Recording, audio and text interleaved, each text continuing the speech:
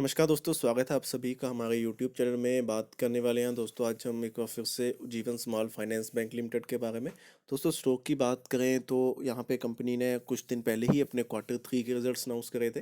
But company के results कुछ खास नहीं थे। लगभग 60 to 70% का कंपनी का प्रॉफिट कम हुआ था। तो उसके बाद यहाँ पे चांसेस थे कि स्टॉक में गिरावट होगी, स्टॉक का प्राइस और नीचे जाएगा। बट आप देख सकते हैं कि आज आपको एक अच्छी मूवमेंट स्टॉक में नजर आई है। लगभग 7% के रिटर्न जो है स्टॉक ने आपको दिए हैं। तो क्या रीज़न है जिसके कारण आपको एक बार फिर से स्टॉक में रिटर्न अच्छे देखने को मिले हैं, वही आपके साथ डिस्कस करेंगे। स्टार्ट करते हैं यहाँ पे सबसे पहले प्राइस एक्शन के साथ। तो देखिए, आज की परफॉर्मेंस के साथ अगर मैं बात करता हूँ तो लास्ट 5 डेज में 1% की गिरावट है। उसके अलावा लास्ट 1 मंथ की बात करें तो 2% के रिटर्न। मंथ में आपके पास 22 से 23% की गिरावट है। लास्ट 1 ईयर में 38% की गिरावट है। तो ये हमारे पास कंपनी की अब तक की परफॉर्मेंस है। यहाँ पे आपको कंटिन्यूसली गिरावट देखने को मिली है। उसके रीजंस भी हैं कि कंपनी ने पिछले कुछ समय में अपनी जो मैक्सिमम होल्डिंग है उसको सेल आउट किया है, जीरो किया है। उसके अलावा ऑल ओवर मार्केट में भी पिछले कुछ समय से कंटिन्यूसली करेक्शन देखने को मिली है। तो काफ़ी चीज़ें यहाँ पे कंसीडर करी जा सकती हैं। बट ऑल ओवर बात करें तो फिलहाल के लिए स्टॉक ने आज एक अच्छे रिटर्न्स आपको दिए हैं।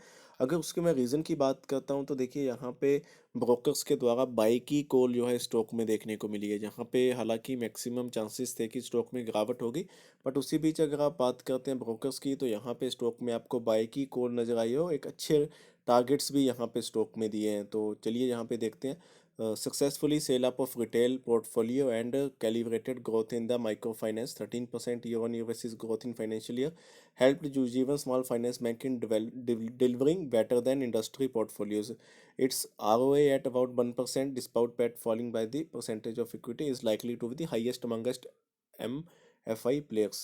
Earning during Q3 performance were impacted by an 8% quarter-on-quarter decline in its MFI book, 6 NII, and around 3% rise in credit cost versus 2%. However, Ujjivan's secured retail book grew a reversed 12%.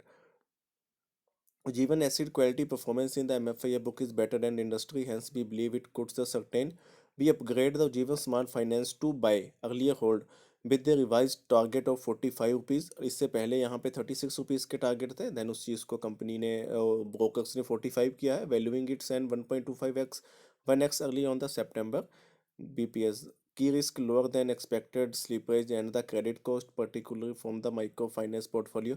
देखिए, यहाँ पे basically मैं आपको बताता हूँ कि reason क्या है। क्योंकि अगर आप जीवन स्मॉल फाइनेंस बैंक की बात करें तो अगर आप ओवरऑल बात करते हैं तो वहाँ पे कंपनी का लॉस हुआ है। बट एक जो माइक्रो फाइनेंस पोर्टफोलियो है वो चीज़ काफ़ी इंपॉर्टेंट है, उसमें कंपनी की परफॉर्मेंस काफ़ी अच्छी रही है। खास करके जो इस सेक्टर के कुछ हमारे पास प्लेयर्स हैं, जो कंपनीज हैं, उससे कंपनी की परफॉर्मेंस काफ़ी बेटर रही है। एंड उसी चीज़ का थोड़ा इम्पैक्ट आपको देखने को मिला है, जिसके कारण यहाँ पे इसके जो आप कह सकते हैं कि जो पहले कॉल थी वो अपग्रेड करी है। पहले होल्ड के जो आपको